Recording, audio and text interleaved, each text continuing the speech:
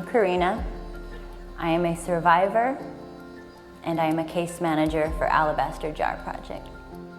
My journey to get to where I am today has been a whole roller coaster. When I was in the life, I just felt desperate, scared, hopeless. When I got out of the life, I didn't have anybody there for me, so it's really important for me to do that for these women. So Alabaster Jar empowers the women that we are serving by helping them to set goals, to be able to see what they want to do with their lives, to dream again. What I really love about Alabaster Jar is that it's a survivor-led organization, and I see that I can share my stories with the women. They look at me like, wow, I can be a mom someday, I can be a wife someday. It means a lot to them to see that I went through similar things that they went through, and I'm still standing, and I'm thriving. I just want to be used for God to help other women. That means a lot to me. The donations that you give not only have been impacting my life because I'm able to do what I'm passionate about, but it's also giving the women an opportunity to dream again and to find their worth and what they're passionate about.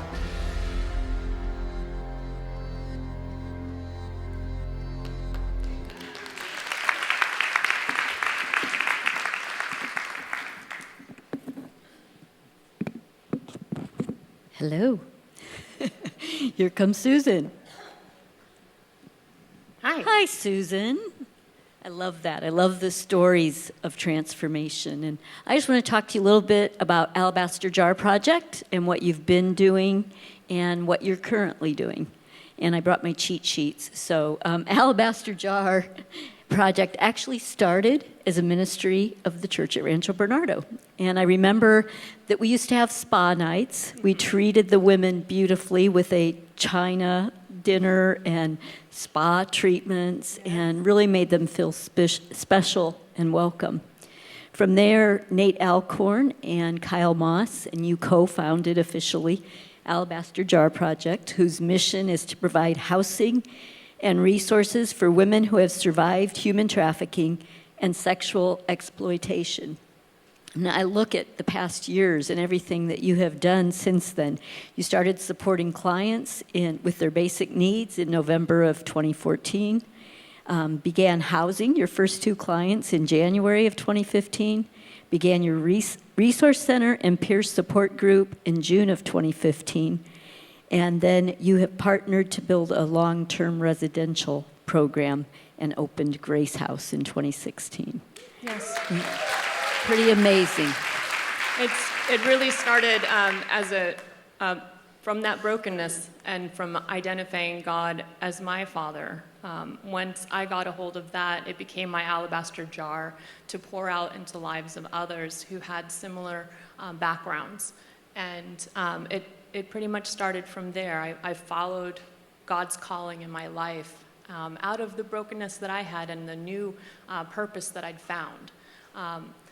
Human trafficking, I was exposed to when I was a youth living in Oceanside. I was never trafficked. It's the grace of God, mostly because of women like yourselves that saw me and interfered, who engaged me as a youth and kept me out of some serious situations, just being a good neighbor. And human trafficking, when you hear about it and you learn about it, it can be very dark and it can be very overwhelming, and you think, man, it's so massive and it's a huge problem, and what can I do, and it's so dark. But I know how you can do it. And I decided to do what I could. And it started out ministering to the neighbor, ministering to the woman next to me, ministering to a woman in a group home. And I want to invite you to partner with us. Because just like on a Christmas Eve service, when the whole room is dark, right, they give you a candle and they light it. And that's the hope and the good news of Jesus, right? And you turn to your neighbor and you light their candle. And they turn to theirs. And each little flame eventually lights up the whole congregation, lights up the whole community, because it's that little spark of hope, of that joy, of that good news that Jesus brings, right? It's the little pieces that amass to a big powerful impact. And that's what I want to invite you to do today. We have 2 cards in your goodie bags. The first one says sponsor a survivor.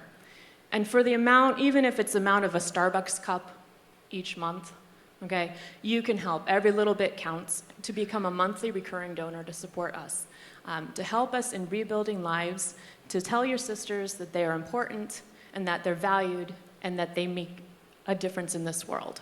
Okay, that's how you can become a light to somebody else. The other card here, it says, you are beautiful and wonderfully made. And it's a postcard. This is in your bag. If you need it for you, if you want to put it in your mirror and remind yourself or your cubicle every day, do that, please. That's our gift to you. The next step, write a note to somebody who may need encouraging. Give it out to them. Send it to your child, send it to your daughter, send it to the neighbor next door, send it to the coworkers who are grieving. Be a light for them. The other thing you can do is you can write a note to somebody in our program, one of the women that we serve, and let them know that they're being prayed for, that you love them, that you encourage them. We have a table out here, and I'd love to answer any of your questions, and I'd also love to see your notes if you'd like to leave them for us. But thank you so much for your support. We could not have been here or grown to what we have in the past 6 years without the help of this community. We have housed 31 women over the past 4 years. And we have helped serve. We have helped serve, whether it be a pack of diapers or a clothing outfit or new toiletries, over 300 women now. 70% of our staff are survivors themselves. Isn't that amazing?